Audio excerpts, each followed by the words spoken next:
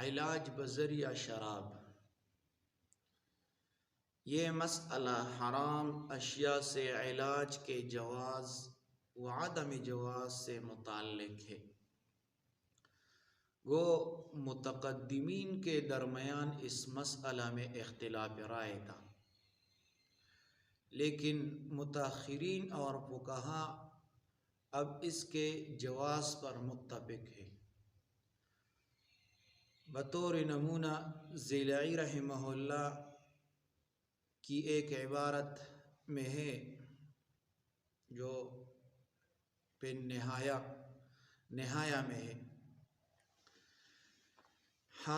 وہ نقل کرتے ہیں کہ حرام اشیاء جیسے شراب اور پیشاب سے علاج جائز ہے، بشرط یہ کہ کسی مسلمان طبیب نے اس میں شفا کی خبر دی اور اس کا کوئی جائز متبادل موجود نہ ہو،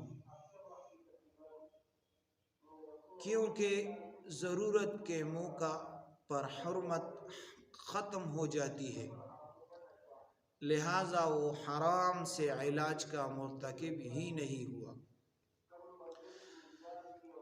رسول اللہ صلی اللہ علیہ وسلم کا اصحاب عرینہ کو اونٹ کا پیشاب از راہ علاج پینے کی اجازت دینا،